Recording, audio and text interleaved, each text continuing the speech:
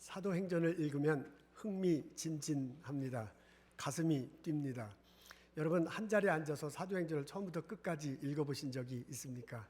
사람에 따라 다르겠지만은 3시간, 4시간 혹은 5시간 정도면 한 번에 다 읽을 수 있습니다. 그렇게 해보십시오. 색다른 느낌이, 색다른 은혜가 내게 임하는 것을 체험할 수 있습니다. 사도행전을 처음부터 읽어나가면요, 점점점 이렇게 무엇가 확산되는 듯한 느낌을 받습니다. 처음에는 예수님과 제자들이 언급되어 120명이라는 숫자가 등장합니다. 이들이 다락방에서 기도하다가 성령이 임하고요, 그 성령을 체험하는 사건이 벌어지게 됩니다. 도저히 좁은 방 안에 있을 수가 없어요. 그래서 뛰쳐나가서 예루살렘에 나가 부활하신 예수님을 전합니다. 예루살렘 사람들이 이 소식을 듣습니다. 온 유대 사람들도 알게 됩니다. 심지어 사마리아까지 전해집니다.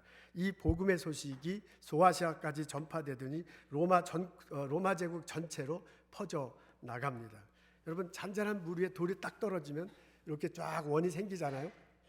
그래서 그 원이 쫙쫙쫙쫙 퍼져나가는 듯한 그런 인상을, 그런 느낌을 우리가 사도행전을 읽으면 갖게 되는 것을 알 수 있습니다. 이 무브먼트의 첫 번째 출발점은요, 마가의 다락방입니다. 제자들이 그곳에 모였습니다. 기도할 때 성령께서 강하게 역사하십니다. 마음속에 십자가 달시고 부활하신 예수님에 대한 확신을 가지고요, 그 확신 때문에 막 도저히 가만히 있을 수가 없어요. 그래서 나가서 복음을 전하기 시작합니다. 물 위에 돌이 떨어질 때 가장 먼저 떨어진 곳, 바로 그것과 같은 것이 어디냐면 마가의 다락방입니다. 마가의 다락방은 예루살렘에 있었습니다. 성령께서 그 장소, 그 시간에 역사하셨습니다. 감사하게도요, 그 제자들이 그 장소, 그 시간에 있어서 성령께서 임하시는 것을 경험할 수 있었습니다. 제자들이 그 장소, 그 시간에 있었던 이유는 예수님의 권면을 들었기 때문입니다. 예수님이 하늘로 승천하시기 전에 권면합니다. 예루살렘을 떠나지 말라. 내게 들은 바 아버지께서 약속하신 것을 기다리라. 요한은 물로 세례를 주었지만 너희는 몇 날이 못되어 성령으로 세례를 받으리라.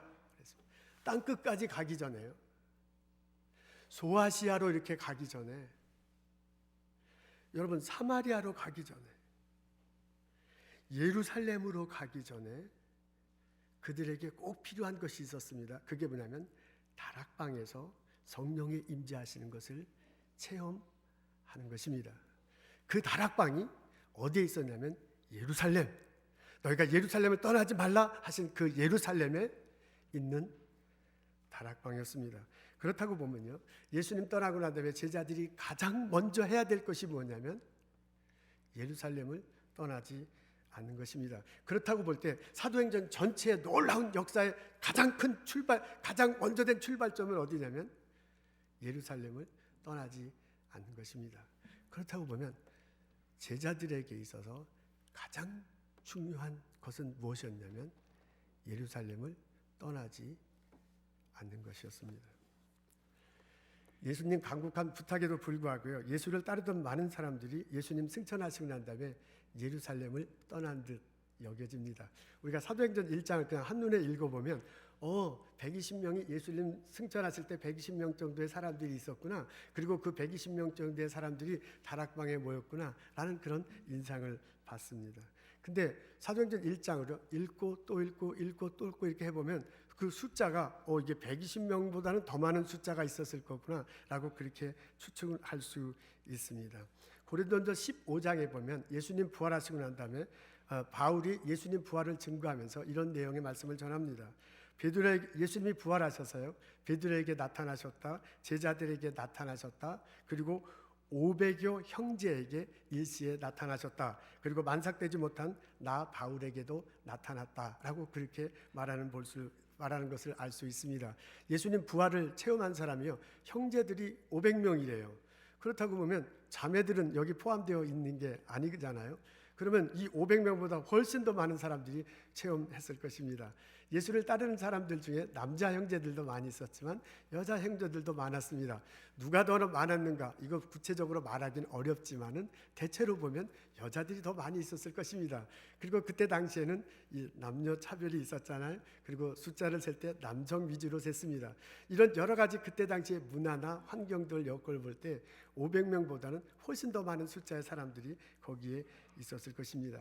오늘 사도행전 1장에도 보면요, 사람들을 지시하는 그 호칭이, 명칭이 좀 각각 다른 것을 알 수 있습니다. 번역본마다 좀 다르겠지만 제가 갖고 있는 번역에는요, 2절에는 사도들 이렇게 나와 있고요, 4절에는 사도, 6절에는 저희가, 10절에는 제자들, 11절에는 갈릴리 사람들, 이렇게 해서요, 명칭이 빠르게 각자 달라요.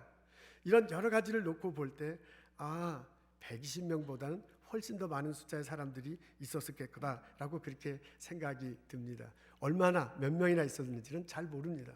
근데 500명 이상의 사람들에게 예수님이 부활한 후의 모습을 보였다. 그러면 그 많은 사람들이 왔을 거예요. 혹시 그곳에 오지 않더라도 나중에 예수님 승천하시고 나기 전에 예수님이 뭐라고 말씀하셨다? 그 소식을 들은 사람들은 많이 있었을 것입니다. 그러니까 제가 생각하는 것은 이것입니다. 120이라는 숫자가 있는데요, 120이라는 숫자보다 훨씬 더 많은 사람들이 예루살렘을 떠나지 말라라는 예수님의 첫 번째 부탁을 들었을 것입니다. 근데 그 훨씬 더 많은 사람 중에 120명만 남았다는 것입니다. 그래서 우리들이 얼른 볼 때 120명이 상당히 큰 숫자인 것 같지만 지금 이게 바울이 말한 것 같고 그때 정황을 이렇게 놓고 보면 그 수많은 사람 중에 120명은 그렇게 많은 숫자가 아닌 듯합니다. 더 많은 사람들이 예수님께서 예루살렘을 떠나지 말라라고 했음에도 불구하고 그 사람들은 예루살렘을 떠난 것을 알 수 있습니다. 왜 그 사람들이 예루살렘을 떠났을까? 성경은 구체적으로 몇 명의 사람들이 예수님 승천 후에 예루살렘을 떠났는지, 그 사람들이 왜 떠났는지 적혀 있지는 않습니다. 그러나 성경을 읽고 앞뒤 문맥을 따지고 그때 당시의 정황을 여겨볼 때 여러 가지 추측을 할 수 있습니다. 어떤 이들은요, 예수님 승천 후에 예루살렘을 떠났는데 예수님의 비전과 자신의 비전이 다르기 때문에 예수님 승천 후에 예루살렘을 떠났을 것입니다. 예수님은 하나님 나라에 대해서 계속해서 전하셨습니다. 하나님 나라 이미 시작된 곳, 그러나 아직 오지 않은 곳, 우리가 언젠가 가게 될 그 하나님 나라에 대해서 계속해서 전파하셨습니다. 마음으로 믿을 때 그 하나님 나라가 내 안에 임하고 나를 통해서 우리가 부분적으로 경험할 수 있다는 것을 예수님은 계속해서 말씀하셨습니다. 근데 예수를 따르는 사람들 중에서 예수님이 말씀하시는 하나님 나라가 지금 이 자리에서 벌어지는 그 나라로 여긴 분들이 제법 있었습니다. 당시는 우리 다 알 것처럼 로마의 속국이었어요. 그래서 예수님이 말하는 그 하나님 나라가 로마에서 벗어나 이스라엘 자체적으로 건설된 그런 나라가 아닐까라고 여기고요. 그래서 예수님을 다른 사람도 있었던 것을 알 수 있습니다. 어떻게 보면 이게 서로 동문서답하는 거예요. 어떻게 보면 서로 가치관이 달라요. 그래서 나중에 예수님 떠나고 난 다음에 우리가 생각한 것과는 다르구나라는 것을 알게 되고요. 우리 비전과는 다르구나라는 것을 깨닫게 되고요. 아마 예루살렘을 떠난 사람도 있었을 것입니다. 예루살렘 떠난 사람 중에서는 가족 부양의 책임 때문에 떠난 사람도 있었을 것입니다. 예수님 십자가에 달려 돌아가시고 난 다음에 베드로하고 제자들도 심지어 갈릴리로 다시 돌아갔잖아요. 그리고 거기에서 자기 예전에 생업을 하던 것을 알 수 있습니다. 예수님 부활하시고 난 다음에 그 사람들을 다시 찾아갈 지경이었습니다. 그렇다고 보면은 예수님을 따르던 많은 사람들 중에 우리가 따르던 지도자가 없어졌어요. 하늘로 승천했어요. 근데 어쨌든 눈앞에는 없어진 거잖아. 그럼 더 이상 따라갈 사람이 없는데 어떻게 하면 좋을까? 가족들은 잘 있는가? 이런저런 생각을 하다가 가족 부양의 책임감이 느껴져서 아마 다시 고향으로 돌아갔을지도 모릅니다. 그래서 예루살렘을 떠난 사람도 있었을 것입니다. 어떤 사람들은요, 예수님을 따라다녀도 더 이상 얻을 것이 없다라는 생각이 들어서 예루살렘을 떠났을지도 모릅니다. 예수님을 따라다니면 한 자리 생기는 줄 알았습니다. 야고보, 요한은 예수님 계실 때 다투잖아요.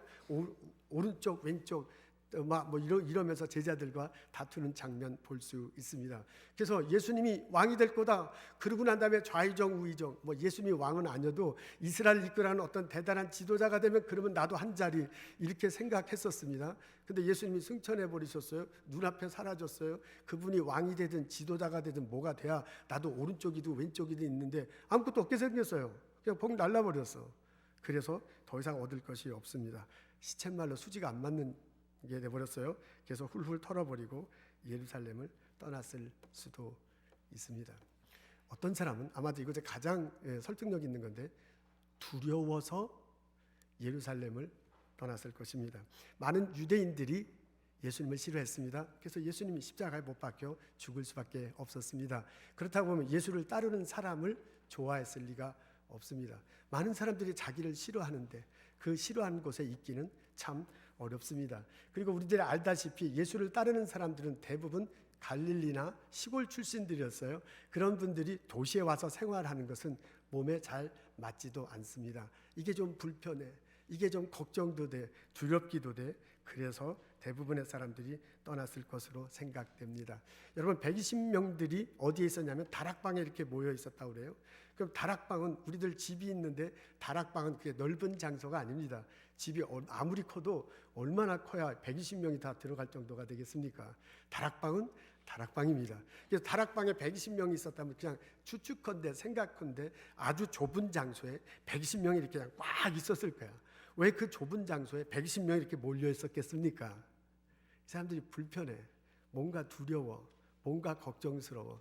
그래서 이 사람들이 이렇게 몰려 있었을 확률이 굉장히 높습니다. 그렇다 보면 예루살렘을 떠난 많은 사람들 중에 두려워서 예루살렘을 떠났을 것입니다. 이런 전체적인 맥락을 두고 볼 때 예루살렘은 당시 예수를 따르던 사람들에게 있어서 예루살렘은 좀 잊고 싶지 않은 곳입니다. 그때 당시 사람들에게 예루살렘은 피하고 싶은 곳입니다. 있으면 죽을지도 모르는 그런 장소입니다. 불편하고 어려운 곳이 그때 당시 예수님을 따르던 사람들에게 예루살렘입니다. 그래서 예루살렘에 그냥 있는 것보다 적절한 구실을 대고요, 논리적으로 말을 하고 예루살렘 떠나는 것이 더 좋아. 그게 더 마음이 편해. 그게 나한테 이로와요. 예루살렘은 예수님을 따르는 그런 사람들에게는 바로 그런 위치에 있었습니다. 그래서 많은 사람들이 예수님께서 예루살렘을 떠나지 말라라고 그렇게 권면했음에도 불구하고 예루살렘을 떠났을 것입니다. 120명만 남았습니다. 근데 참 흥미있는 것은 보면 예수님께서 예루살렘을 많은 사람들이 떠나는, 예수님 승천 후에 예수님을 따르던 많은 사람들이 예루살렘을 떠나는데 그 사람들을 아무도 잡지 않고 아무도 막지 않았다는 것입니다. 예수님이 처음 승천하시기 전에 한 첫마디가 예루살렘 떠나지 말라는 거예요. 떠나지 말라라고 그렇게 권면을 하고요, 떠나지 못하도록 장치를 하지는 않았습니다. 바울이 다메섹으로 가는데 그냥 갑자기 나타나셔서 그냥 사람을 변화시키잖아요. 그런 것처럼 떠나는 사람에게 막 성령을 부으셔서 못 떠나게 한다든지 아니면 또 다른 장치로 그 사람들이 예루살렘에 남아있도록 그렇게 하지 않았습니다. 예수님은 예루살렘을 떠나지 말라라고만 권면한 것을 알 수 있습니다. 이런 예수님의 말씀보다도 자신의 생각이 더 옳다고 생각한 사람은 떠났습니다. 겉으로는 그럴싸하게 말하지만은 자신들의 이익이 더 중요하다고 생각하는 사람은 떠났습니다. 혹은 자기 마음 편하고자 이 불편한 것을 생각하고 벗어나고 싶은 생각이 있는 사람은 예루살렘을 떠났습니다. 그분들도 예수님, 부활하신 예수님 만났습니다. 그 예수님으로부터 들었습니다. 그래서 떠나는 후배들도 속마음은 깨름칙했을 것입니다. 그러나 일시에 다 떨쳐버리고 잊고 싶지 않은 위험까지 한 예루살렘을 그 사람들은 떠난 것을 알 수 있습니다. 오직 120명만이 남았습니다. 그 중에는 정말 예수님에 대한 신앙 고백 때문에 남아있는 사람도 있었을 것입니다. 그 중에는 예수님이 그렇게 말씀하셨으니 내가 남아야지 하고 남아있는 사람도 있었을 것입니다. 그 중에는 갈까 말까 하다가 적당히 있다가 할 수 없이 남아있는 사람도 있었을 것이고요. 그 중에는 두려워서, 그러니까 가기도 그렇고 남아있자니 그렇고 예수님 말하는 것이 좀 걱정도 되고 그래서 남아있는 사람도 있었을 것입니다. 속은 모르지만은 어쨌든 120명만 남았습니다. 그 사람들 겁이 났을 것입니다. 그 사람들을 뭐 할까 걱정했을 것입니다. 그러다가 기도를 시작했을 것입니다. 성령이 그 장소에 그 시간에 임하십니다. 하나님께서 성령을 그 사람들에게 부어주시고요. 그 사람들을 들어쓰는 것을 볼 수 있습니다. 예루살렘을 떠나지 말라는 예수님의 말씀을 듣고 예루살렘을 떠나지 않은 그들에게 성령이 임하시고요. 권능이 무엇인가를 체험하게 되고요. 그 성령의 덮어주심 때문에 새롭게 변하는 일이 생겼습니다. 그리고 그 사람들을 통해서 복음이 전해지고 그 사람들을 통해서 축복이 무엇인지 알고요. 그 사람들을 통해서 하나님 나라가 이 땅에 건설되기 시작한 것을 알 수 있습니다. 하나님은 예루살렘을 떠나지 말라고 한 그 말에 순종한 그 사람들을 들어서서요. 믿고 떠나지 않는 그들을 하나님께서 쓰신 것입니다. 그렇다고 보면 사도행전의 가장 처음은 예루살렘을 떠나지 않은 것입니다. 사도행전의 그 제자들로서의 가장 기본적인 것은 뭐냐면 예루살렘을 떠나지 않는 것입니다. 이렇게 떠나고 싶은 것, 벗어나고 싶은 상황, 도망가고 싶은 여건, 그런 장소, 그런 시간, 그런 상황일지라도 떠나지 않고 성령님을 기다릴 때, 성령님께 기도할 때 성령께서 임하시고 그들을 채워주시고 새로운 역사를 시작한 것을 알 수 있습니다. 사도행전의 시작은 예루살렘을 떠나지 않은 것, 바로 그것부터입니다.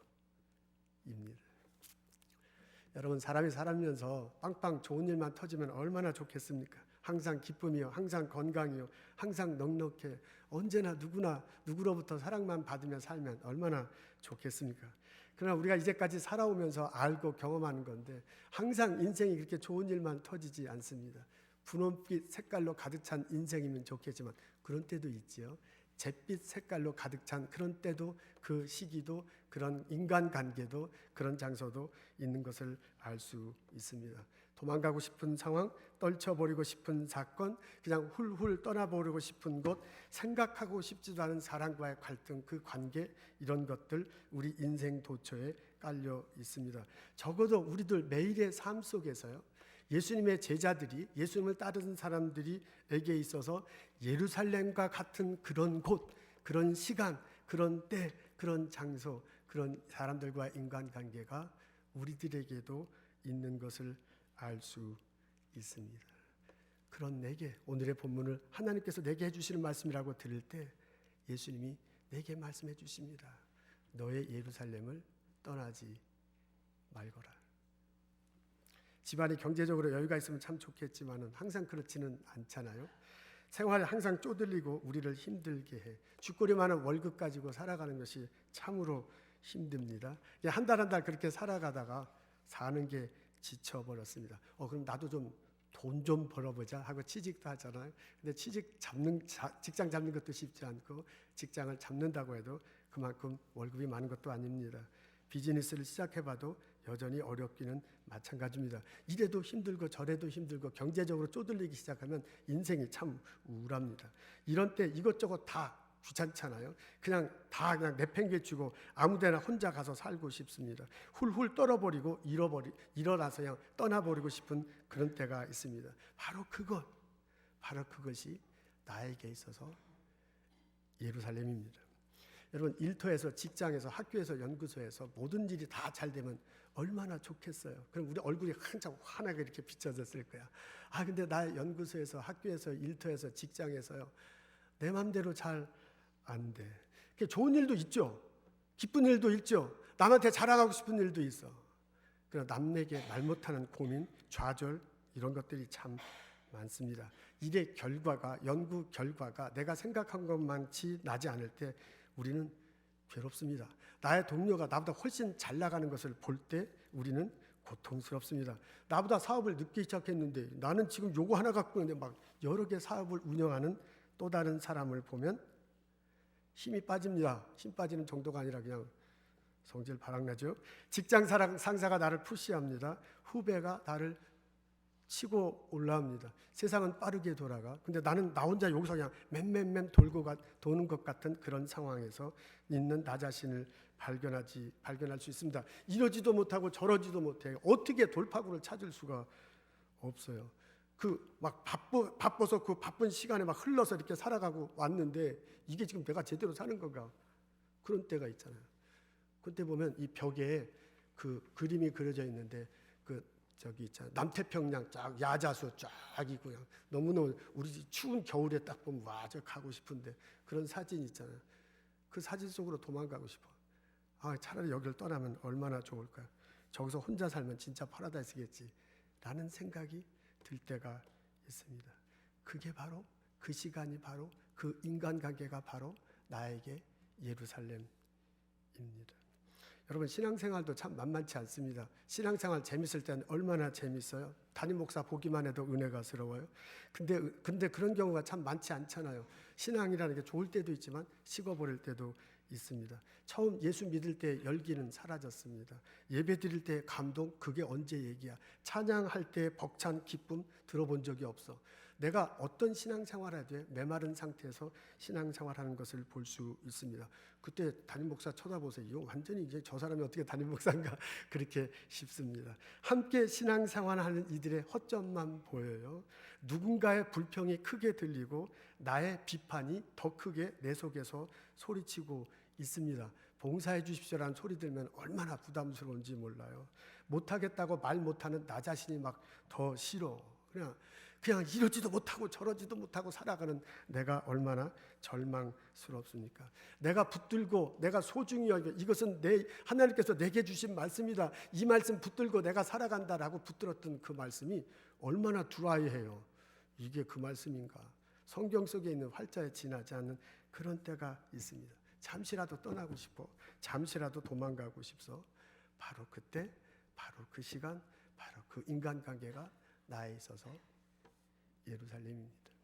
내가 무엇 때문에 살아갑니까? 이렇게 인생의 거창한 질문을 던지진 않더라도 적어도 내 삶의 목표가 있어요. 내가 살아가는 이유에 대해서 나 나름대로 정돈한 게 있어요. 그리고 그것을 가지고 살아오는데 어느 날 갑자기 이게 지금 내가 제대로 살아가는가? 나 스스로 질문해 볼 때가 있습니다. 내가 일하기 위해서 사는 건지, 내가 지금 공부하기 위해서 사는 건지, 내가 지금 다람쥐 쳇바퀴 돌 뱅뱅뱅뱅 돌다가 내 인생 끝나는 것이 아닌가라는 그런 생각이 들 때가 있습니다. 이럴 때는요, 예수 믿는 사람들 더 고민스러워요. 우리 소명받았다고 하나님께서 이 일터에서 이 가족과 함께 이 사람들과 함께 이 자리에 나를 불렀다. 이것이 나의 소명의 장소잖아. 이 직업을 통해서 이 재능을 통해서 내가 하나님께 영광 돌리고 형제자매들을 섬기고요. 나의 삶에 축복하고 살아가는 거잖아요. 나를 통해서 하나님의 나라가 점점점 퍼지는 거잖아요. 이게 나의 소명의 자리야. 나 이렇게 소명받고 평신도로 살아가. 근데 어떤 때는 그 소명이 굉장히 희미해지고요. 이 소명은 무슨 소명이야. 그렇게 소명 붙들고 살아가든 내가 그렇게 살지 않든 세상은 변한 것이 아무것도 없어요. 나의 삶의 위치에서 나는 무엇인가. 내가 지금 헛짓하면서 살아가는 것이 아닌가. 이렇게 사는 것은 시간 낭비가 아닌가 라고 다 팽개치고 어디론가 도망가고 싶은 때가 있습니다. 바로 그 장소, 바로 그때, 바로 그 고민하는 마음이 나에게 있어서 예루살렘입니다. 여러분, 우리들은요, 그 예루살렘을 떠날 많은 이유를 찾을 수 있습니다. 누가 당신에게 왜 그 예루살렘을 떠납니까? 라고 질문하면요, 내가 떠날 수밖에 없는 여러 가지 논리를 댈 수가 있습니다. 그리고 아마 그때 잠시 편할지도 모릅니다. 근데 분명한 것은 내가 그렇게 그 예루살렘을 떠날 때 성령께서 내게 임재하시고 그 성령이 나를 채워주시고 그 성령이 나를 변화시키고 그 성령께서 주시는 능력으로 내가 이 예루살렘을 극복할 수 있다는 경험을 할 수 있는 기회는 놓칠 것입니다. 성령의 역사는 예루살렘을 떠나지 않은 그 사람들에게, 그 제자들에게 있었습니다.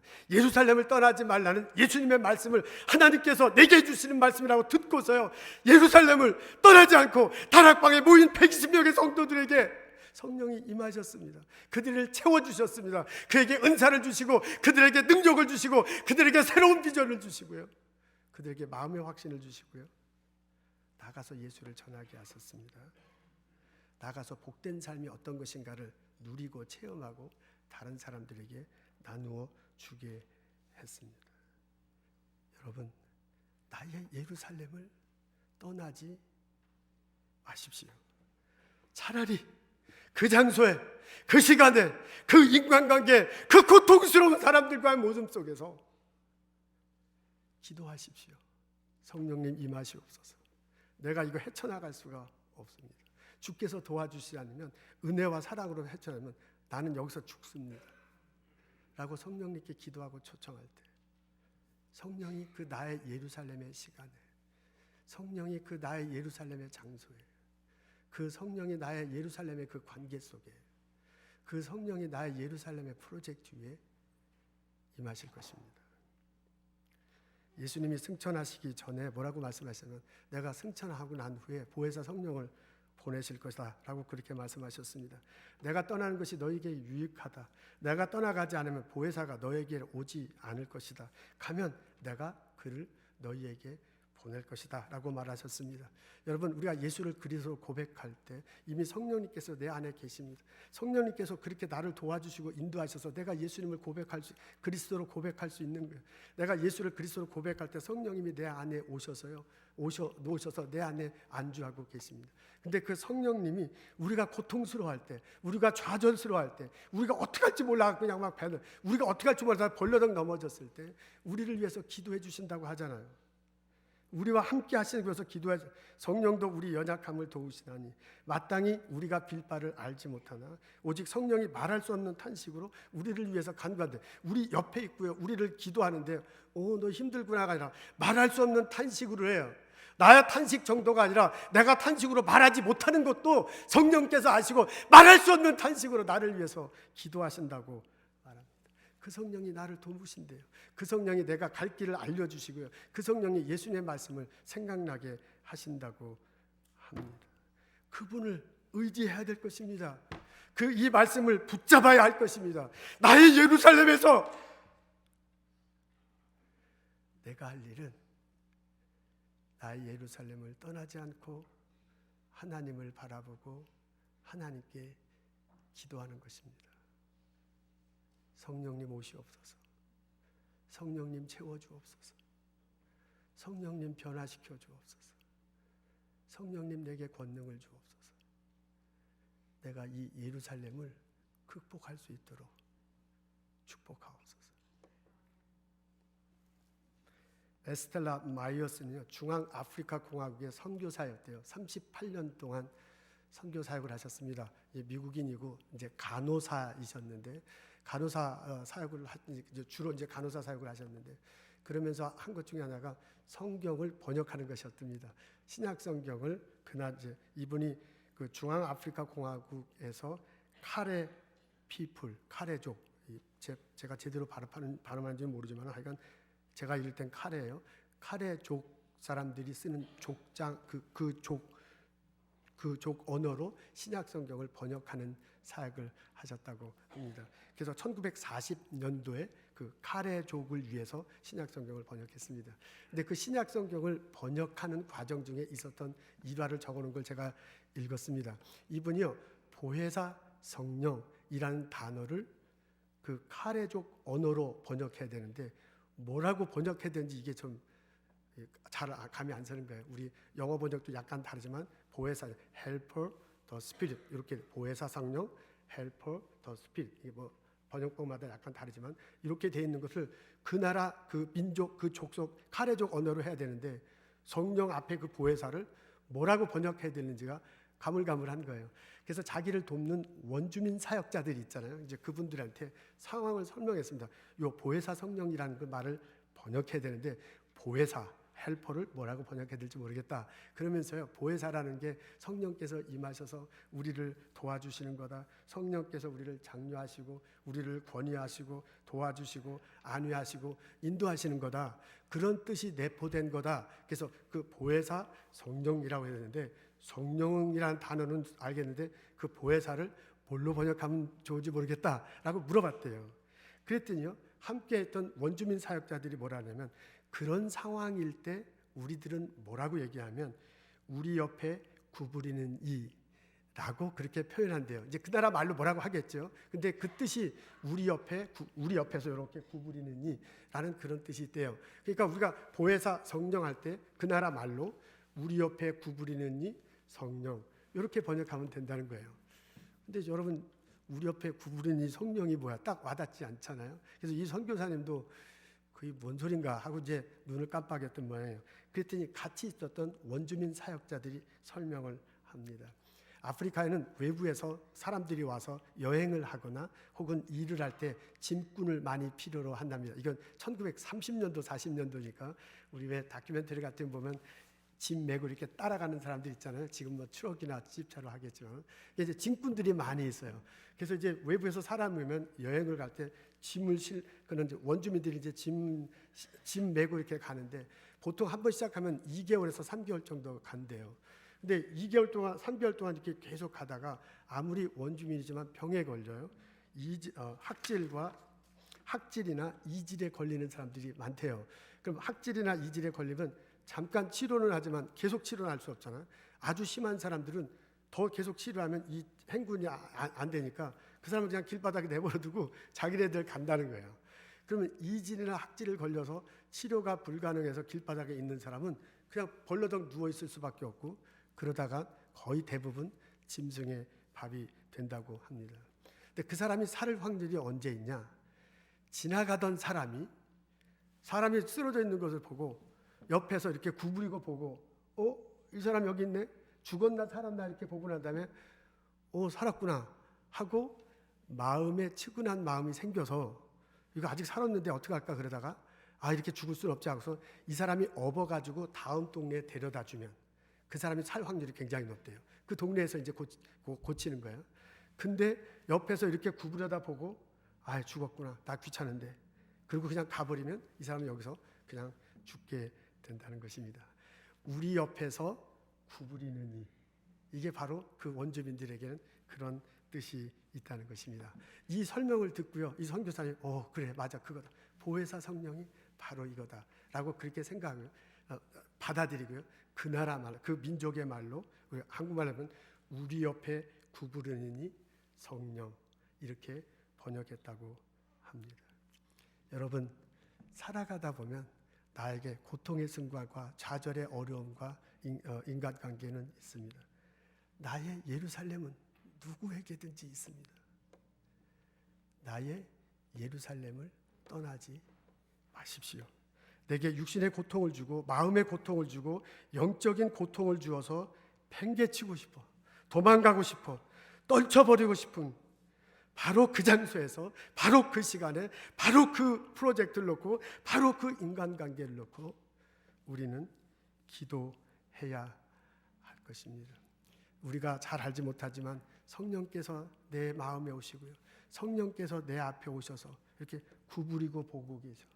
너무너무 힘들어서 쫙 뻗어 있을 때 성령께서 이렇게 구부리시고 보시고 말할 수 없는 탄식으로 우리를 위해서 기도하신다고 합니다. 내가 도망가는 것이 아니라 나의 가정과 경제 상황을 놓고 기도해야 할 필요가 있습니다. 내가 그냥 체념하는 것이 아니라요, 일터와 연구소의 어려운 문제를 놓고 기도해야 합니다. 내가 그냥 눈 감아 버리는 것이 아니라 나의 신앙생활을 놓고 기도해야 할 것입니다. 그냥 내가 잊어버리고 넘어가는 것이 아니라 나의 소명이 무엇인가, 왜 이민 1세대로 보스턴에 이곳에서 내가 이사역을 하고 이 사람들과 같이 있는가, 나의 소명을 분명히 찾고자 기도해야 할 필요가 있습니다. 그렇게 나의 예루살렘을 붙들 때, 나의 예루살렘을 떠나지 않을 때, 바로 그 장소에, 바로 그 시간에, 바로 그 문제 때문에, 바로 그 죽을 것만 갖고 도망가고 싶은 것 같은 그 상황 때문에 성령이 내게 임하시고 성령이 나를 구부려 보시고 성령이 나를 채워주십니다. 성령이 나를 회복시켜 주십니다. 성령이 나에게 새로운 것을 생각나게 하시고요. 성령이 나를 알고 새로운 길을 가게 하십니다. 그래서 내가 회복되고 내가 축복이 무엇인지를 경험하게 될 것입니다. 그래서 나를 통해서 하나님의 복음이 전해질 것입니다. 저를 통해서 이 땅이 하나님 보시기에 아름답도록 변하게 되고 삶의 큰 은총이 일어나게 될 줄로 믿습니다. 가장 고통스러운 순간, 도망가고 싶은 그 장소, 바로 그 장소가 성령이 활동할 장소이고 시간입니다. 나의 예루살렘을 떠나지 마십시오.